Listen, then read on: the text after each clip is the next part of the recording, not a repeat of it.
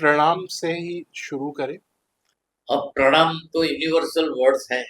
समर्पण की भावना से हम दूसरों को जब देखते हैं तो हमें ये लगता है कि मेरे भीतर जो है वही चेतना आपके भीतर है। मेरे भीतर जो परमात्मा बिठा है वही आपके भीतर बैठा है, तो मैं उसको भी समर्पण करता हूँ। इसलिए हम प्रणाम बोलते थे। समर्पण की भावना आ जाती माथे पे लालिमा आज आप सबको शायद ये क्वेश्चन आ रहा होगा कि मैं किसी जश्न के साथ या कोई जीत या सेलिब्रेशन से होते हुए आया हूँ। तो हम्म, मैं होली के ठीक एक दिन पहले फागुन के उत्सव में पन्ना जी धाम में अभी मंदिर में आरती करके और वहाँ आशीर्वाद स्वरूप मुझे ये आ, लालिमा का प्रसाद सा मिला है। और आज I am short of words. मेरे पास शब्द नहीं है कि मैं कितना अभिभूत हूँ और कितना ज़्यादा चार्ज महसूस कर रहा हूँ इस पवित्र धाम में दर्शन के बाद, आरती करने के बाद, कि सुबह 5 बजे से सफ़र चालू हुआ है और हम अभी दिन में हैं। और अभी भी ऐसा लग रहा है कि जैसे अभी तो सिर्फ अभी मैंने शुरुआत की है और पहला पल स्टार्ट हुआ है। ये जादू नहीं बोलेंगे, ये एनर्जी बोले या आशीर्वाद बोले कि आज इस फागुन के दिन पे मैं एक ऐसे मेहमान के साथ सबको आज मिलवाने वाला हूँ जो इतनी सारी विलक्षण प्रतिभाओं के धनी है। और बचपन से ही लगता है कि उन्होंने कहीं ना कहीं ये विजन क्रिएट कर लिया था और भगवान की उन पे असीम कृपा रही कि वो आज इस संप्रदाय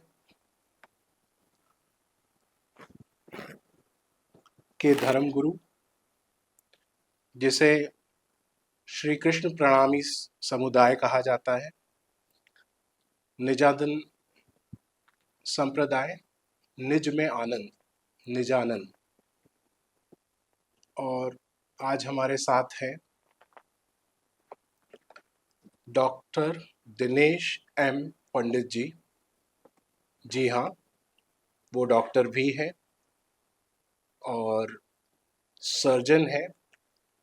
आज भी ऑपरेट करते हैं और हॉस्पिटल भी रन करते हैं और हमें आध्यात्मिक सोच और उस चेतना की ओर दिखाने की दृष्टि के लिए आज भी तत्पर है।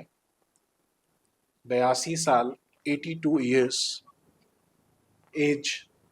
चलिए, वाईकेपी टॉक्स की इस सीरीज में गुरु जी से मुलाकात का सफर चालू करते हैं। प्रणाम। प्रणाम प्रणाम। मैं बहुत खुश हूँ कि आज आपके साथ में कृष्ण प्रणामी धर्म गुरु के रक्षक में मिलने का मौका मिल गया। बाय प्रोफेशन एज यू से मैं सर्जन हूँ, मगर मुझे अध्यात्म भी उतना ही इंटरेस्ट है जितना सर्जरी में इंटरेस्ट है। और ये 5 पद्मावतीपुरी धाम पन्ना मेरी अध्यात्म भूमि है। और यहाँ आकर के मैंने जो भी कुछ पाया है और पा रहा हूँ उससे मैं बड़ा खुश रहता हूँ। और आज आपको मिलके ये मौका मिला कि ये बात हम करके समाज को भी जी। श्री प्राणनाथ जी के बारे में कुछ समझाए, उनकी वाणी के बारे में समझाए। 400 साल पहले उनकी क्या सोच थी उसके बारे में आज कुछ हम बात करेंगे। जी, पहले गुरुजी मैं चाहूँगा कि प्रणाम से ही शुरू करें और प्रणामी समुदाय और निजानंद संप्रदाय पे फिर थोड़ा सा आप इसके इतिहास के बारे में बताएं, क्योंकि I am sure current generation या फिर और भी बहुत सारे जनरेशन को ये पता है श्री कृष्ण भगवान की ही एक लीलाओं में से वो है, और उसी पे ही संप्रदाय का सृजन हुआ। और इसके बारे में और हमें थोड़ा सा। बहुत कुछ मैं समझा हूँ कि हम निजानंद संप्रदाय इसलिए कहते हैं कि इस विश्व में काफी संप्रदाय है, जी और मेरी गिनती के हिसाब से करीब 20,000 संप्रदाय होंगे। जी उनमें से हमारी फिलोसफी ये कहती है कि जो भी पाना है आपको आनंद, वो आपके भीतर छुपा है, नीच अंदर छुपा है। तो जो ढूंढना है वो नीच के अंदर ढूंढना है, इसलिए हमने निजानंद संप्रदाय ये रखा है। अब सवाल है कृष्ण प्रणामी। अब प्रणाम तो यूनिवर्सल वर्ड्स हैं। जी समर्पण की भावना से हम दूसरों को जब देखते हैं तो हमें ये लगता है कि मेरे भीतर जो है वही चेतना आपके भीतर है, मेरे भीतर जो परमात्मा बिठा है वही आपके भीतर बैठा है। जी तो मैं उसको भी समर्पण करता हूँ, हम्म, इसलिए हम प्रणाम बोलते हैं। तो एक समर्पण की भावना आ जाती है। जी अब कृष्ण की बात आई तो जो तत्व सबको अपनी ओर खींचता है उसको हम कृष्ण बोलते हैं। चाहे वो कृष्ण अक्षर जगत की शक्ति हो, चाहे वो कृष्ण अक्षर जगत की शक्ति हो, वो दोनों ही कृष्ण अपनी ओर खींचते हैं। तो इसलिए हम उनको अवतारी पुरुष भी कहते हैं। मगर यहाँ ये समझा के हमें ये समझाते हैं कि कृष्ण जो शरीर धारण करते हैं उससे भी परे जो शक्ति है उसकी ओर इशारा करते हुए हम कृष्ण प्रणामी धर्म करते हैं। अच्छा ये हमारा मकसद है। यानी हम कृष्ण की त्रिजी शक्ति जिसको त्रिजी कहे शक्ति। उसकी ओर इशारा करते हैं। एक कृष्ण है जो इस काल माया के ब्रह्मांड में जहाँ ब्रज में रास रमण किया, हम्म, उससे आगे जाके उन्होंने योग माया ब्रह्मांड में रास का रमण किया। और ये योग माया का जगत है उससे भी परे अक्षरातीत है। हम्म, वहां एक महान शक्ति है जो main light house power house है, हम्म, वो वहां है। और उसे हम प्राणनाथ कहते हैं। प्राणनाथ। प्राणनाथ, प्राणनाथ। अक्षरातीत, पूर्ण अच्छा। ब्रह्म परमात्मा, स्वरूपानंद, ये सब उसी के गुणवाचक शब्द है। हम्म, तो इस संप्रदाय का सृजन कुल 500 साल पहले हुआ, और इसमें जो महापुरुष थे और जिन्होंने वो अ, पहली जोत जलाई और उससे धीरे धीरे ये प्रकाश फैला, उस संप्रदाय का सृजन हुआ, और किस तरीके से आज अ, इस पे इसका जो ग्रंथ का भी एक सृजन हुआ है, उस पे अगर एक कुछ मुझे एक इतिहास और श्रोताओं के लिए भी उनको ये चीज़ समझ में आए कि कितने सालों की तपस्या और एक निरंतर प्रयास से हमारे महापुरुषों ने हमें जो ये ग्रंथ प्रदान किया है, और जो ये सोच और हमें जो वो जोत दी है कि हम भी थोड़ा बिल्कुल। बहुत उस तरफ देखने की हाँ, आज सोच रख सकते हैं। मैं तो सिर्फ इतना ही बोलूँ। बिल्कुल। ये शुरू हुआ धनीश्री देवचंद्र जी, जी जिसे हम सदगुरु के रूप में पूज्य गिनते हैं। और उनका जन्म हुआ उमरकोट में विक्रम संवत 1638 में। और वो 11 साल की उम्र में उनके मन में बड़ा प्रश्न खड़ा हुआ। बड़ी प्रतिभा होती है तभी बचपन में ऐसे सवाल पैदा होते हैं। जी इसलिए हम कहते हैं कि वो प्रतिभा इसलिए बड़ी थी कि सतयुग में वो देवापी राजा थे